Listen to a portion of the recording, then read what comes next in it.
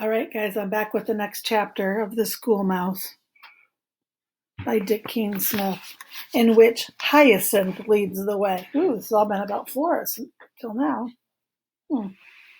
Hyacinth had not made the decision to leave school lightly.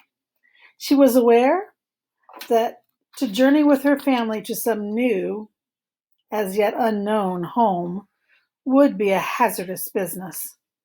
But already it seemed she had lost 9 children, her entire first litter of mousekins, except for that stubborn girl Flora, and she did not want to lose another 9. For her, the school was now a place of death, and it was her duty to take them abroad, whatever the risks. "And it is your duty to accompany us," she said to her husband. But Heiss," began Ragged Robin.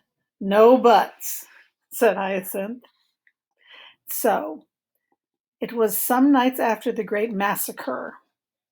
Hyacinth led the way out of the staff room, out of the school, across the playgrounds, and into the fields.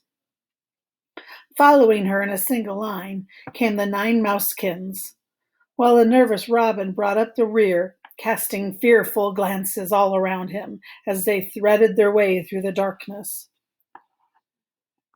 For some reason, it had tickled Hyacinth's fancy to give her second litter names beginning with the same letter. As soon as they were clear of the school grounds, she took a roll call. "Lily," she called. "Here, Mom." "Lilac, Lotus, Lupin." "Here, Mom, here, Mom, here, Mom." "Lobelia, Laburnum, Larkspur, Lavender." And there was a chorus of "here, Moms." "Who have I left out?" "Me, Mom," piped a little voice. "Who are you?" "Love in a Mist, Mom." "And me, Hythe," said a rather hurt voice.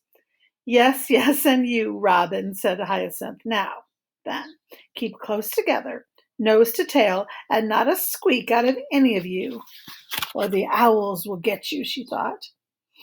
"I only hope we can find shelter before long. I can't think how field mice manage living out here." Walking across even a large field is nothing to a human being, but the mousekins were soon wearied of battling their way through the long grass. Despite whispers of "Shh, darlings," from Hyacinth and "Keep it quiet, kids," from their father, there was soon a chorus of unhappy cries. "How much farther? Are we nearly there? Can I have a rest? I'm tired. I'm cold. I'm hungry. I feel sick." "My feet hurt," piped the mousekins as they struggled along. From the smallest, Love in the Mist, came a final cry. "Mom, stop! I can't go any farther." Just then, at that moment, Hyacinth saw a large squarish shape looming up in the corner of the big field. "Come, darling," she cried, "we're nearly there." And she ran forward to find herself at the foot of a great stack of straw bales.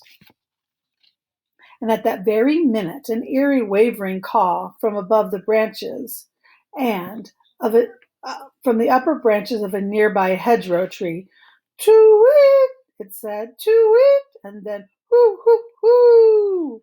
Oh, the owls. "Quickly," cried Hyacinth. "Hurry, all of you." At the sound of her voice, the tawny owl launched from its perch.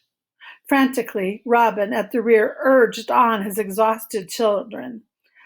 Lily, Lilac, Lotus, Lupin, Lobelia, Laburnum, Larkspur, Lavender, and little Love in a Mist, and frantically the mousekins scuttled toward safety. "In here!" cried Hyacinth, diving into a gap between 2 straw bales, and in there they dashed. As the owl swooped silently down, its talons spread, ready to grip, its great golden eyes fixed on the last one in line, Ragged Robin.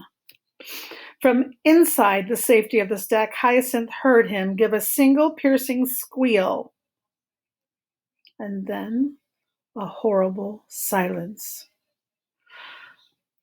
Hyacinth's heart was sore within her chest. He'd been killed, she thought. My Robin's been killed. And it need never have happened. We should have never left the school. It's my fault. And I alone am to blame. I am now a widow. I've got to show you this picture. There's the mice running in between the hay bales and the owl coming to get them. Ah! She gathered her mousekins around her. Children, she said in tones of deepest woe, your father is gone. Where has he gone, Mother? Asked Lotus. West, said Hyacinth. He has passed over. Over what? Said Labella. Over the Great Divide, said Hyacinth. He's had it. Mom, said Lupin, what has he had? Oh, for goodness sake, said Hyacinth sharply. Daddy's dead. There was a moment of silence, and then, in a very small voice, poor Daddy, said little Love in a Mist. Suddenly Hyacinth thought she had heard a distant cry. A muffled cry it was, coming from far back in the tunnels between the straw bales through which they had come. Hyas, came the muffled cry. Hyas, where are you? Robin's ghost? Hyacinth thought to herself. Come to haunt me for the rest of my days. But then the sound grew louder, and before long, a familiar face appeared to them all. An untidy sort of face it was, one with a battered ear, but it was solid flesh and blood nonetheless. Oh, Hythes, cried Ragged Robin. That was a narrow squeak. In fact, the owl's dive had been a fraction of a second too late. When it landed in a flurry of loose straw at the foot of the stack, all that was still showing of Robin was his tail, a tail that had already been shortened in an old fight. And the best the owl could do was to chop at it as the mouse disappeared. Robin, cried Hyacinth, and Daddy, cried all the 9 mousekins. Oh, Robin, said Hyacinth, I thought I had lost you. I was never so hurt. Oh, nor I, said Robin. I heard that awful squeal, said Hyacinth. I thought you would come to a sticky end.